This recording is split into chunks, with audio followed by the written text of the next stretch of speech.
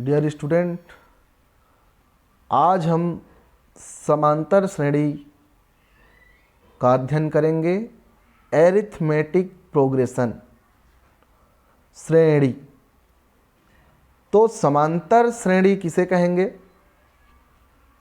अर्थात प्रोग्रेशन किसे कहेंगे, इसको हमको पहले समझना है। तो मैं कुछ नंबर लिख रहा हूँ एग्जाम्पल के तौर पर। मान लो मैं लिख दिया 2, 4, 6, 8, 10। इस प्रकार का मैं एक नंबर लिया, अर्थात ये सम संख्या है। इन सम संख्या का जो क्रम है 2, 2 के बाद 4, 4 के बाद 6, 6 के बाद 8, 8 के बाद 10। तो ये एक प्रोग्रेशन में है। पहले जो संख्या है 2, उसमें कुछ जुड़कर दूसरी संख्या प्राप्त हो रही है। दूसरी संख्या में कुछ जुड़कर तीसरी संख्या प्राप्त हो रही है। अर्थात जो पहले और दूसरे संख्या के बीच जो संख्या जुड़ रही है, वही दूसरी और तीसरी संख्या के बीच में भी जुड़ रही है। उतने का ही अंतर है। तीसरी और चौथी संख्या के बीच में भी उतने का ही अंतर है। चौथी और पांचवी संख्या के बीच में भी उतने का ही अंतर है। अर्थात हम कह सकते हैं, कोई भी संख्या ले, जैसे विषम संख्या ले सकते हैं 1, 3, 5, 7, इस तरीके से हम संख्याओं को ले सकते हैं।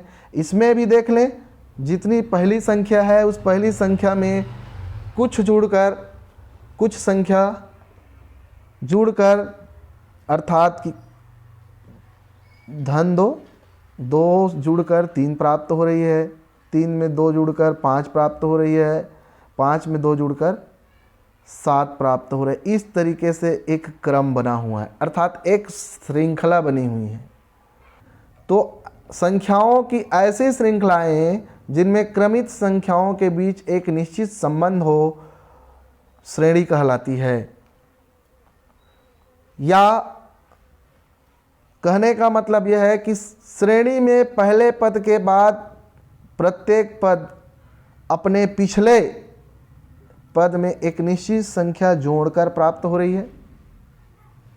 तो ऐसी संख्याओं की श्रृंखला को समांतर श्रेणी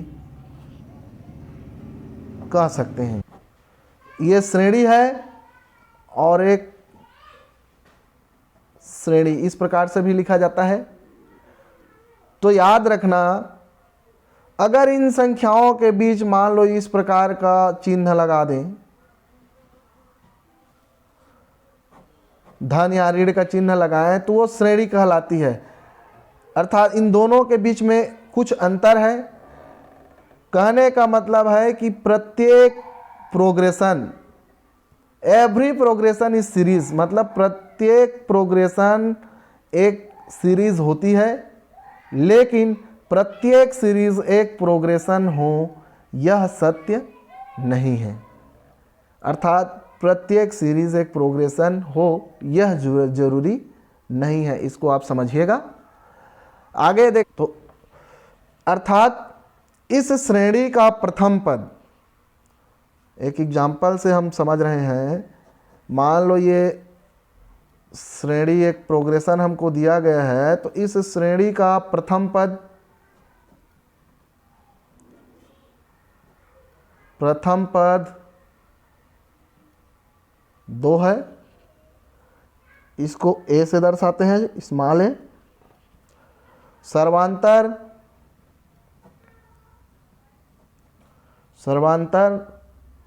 को स्मॉल डी से दर्शाते हैं। ये क्या हो जाएगा, 4 ऋण 2, दोनों के बीच का जो अंतर है उसको यहाँ लिखते हैं। डी बराबर 4 ऋण 2 बराबर यहाँ 2 होगा। ये सर्वांतर हो गया। प्रथम पद ए हो गया, तो द्वितीय पद क्या होगा, द्वितीय पद प्रथम पद में सर्वांतर को जोड़ते हैं तो द्वितीय पद प्राप्त होगा, अर्थात प्रथम पद A और सर्वांतर क्या है D, तो ये हमारा द्वितीय पद हो गया। ऐसे ही हम तृतीय पद निकालें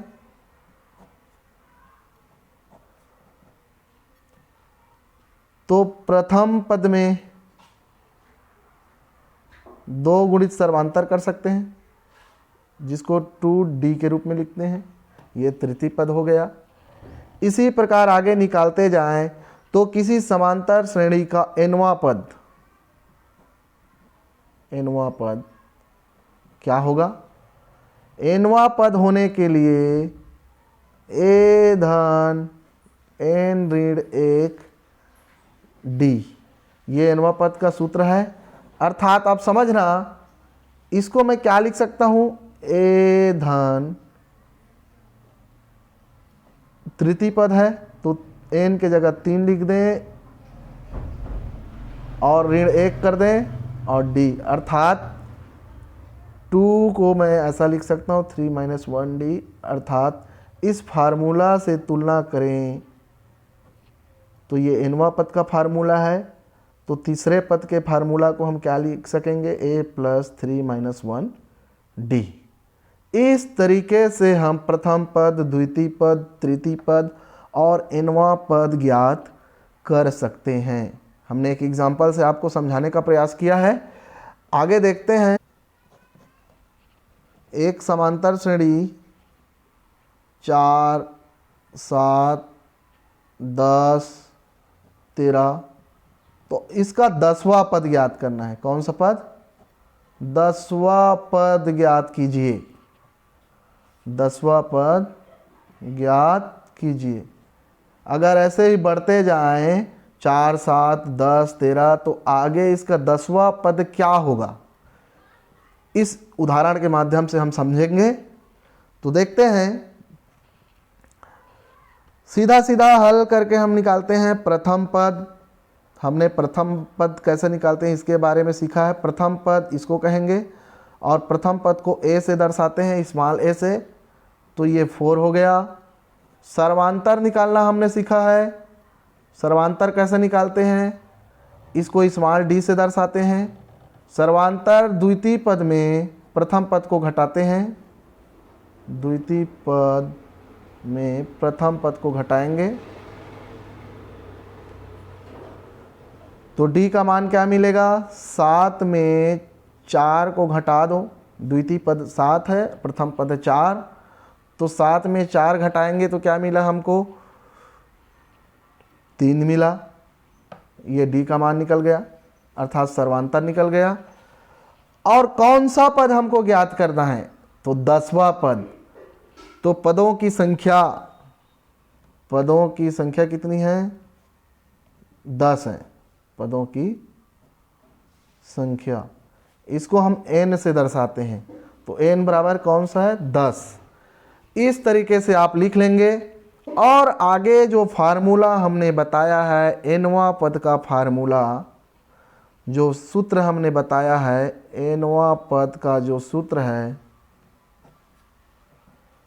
a धन n ऋण 1 d, ये जो फार्मूला है, इस फार्मूला में हम मान रखेंगे a के जगह 4 लिख दें, 4 कोष्टक में है, n के जगह 10, बहुत ही सरल है, और -1 है तो उसको सेम टू सेम लिख देते हैं। a का मान रख दिए, n का मान रख दिए, और d का मान कितना है? तो यहाँ × 3 ऐसा लिख सकते हैं समझने के लिए। a, n और d का मान मैंने रखा है, बाकी मैं और इस फार्मूला के संरचना को नहीं बदला है। आगे हल करें तो ये 4 हो गया और 10 में 1 घटा तो ये 9 हो गया, 9 × ये 3 हो गया, तो ये 4 + 9 या 27। इस तरीके से हमको 10वां पद जो प्राप्त होगा, 27 और 4 31। ये कौन सा पद हो गया? 10वां पद। कौन सा पद हो गया?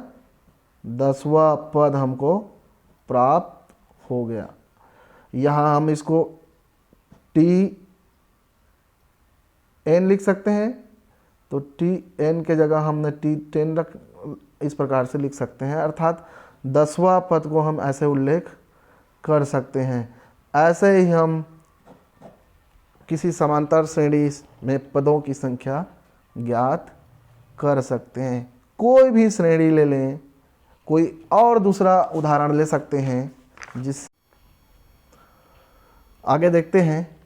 एक समांतर श्रेणी हमको दी गई है 3, 5, 7, इसमें कुल 15 पद हैं। तो अंतिम पद ज्ञात कीजिए। कुल कितने पद हैं?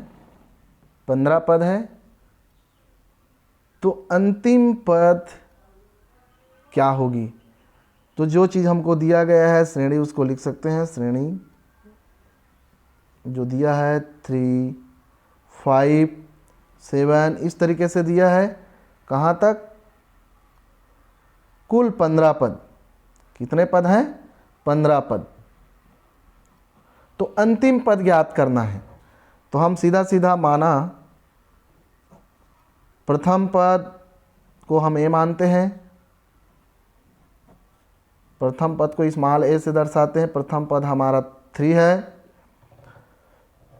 सर्वांतर, इसको पहले देख लें। सर्वांतर हमारा डी। दूसरे पद में पहले पद को घटाते हैं तो 5 ऋण 3 इसको लिखा जाएगा, अर्थात डी का मान जो होगा वो 2 होगा। ये हमारा सर्वांतर निकल गया। आगे देखते हैं पदों की संख्या कितनी है। पदों की संख्या ऐसा लिख लें। पदों की संख्या n बराबर कितने दिए हैं? 15 है। तो हमको अंतिम पद ज्ञात करना है। अंतिम पद, तो इस अंतिम पद को हम मान लो l से दर्शाते हैं। तो इस l का मान हमको ज्ञात करना है। अंतिम पद को हम l से दर्शाते हैं तो l का मान क्या होगा? तो हम लिखें अंतिम पद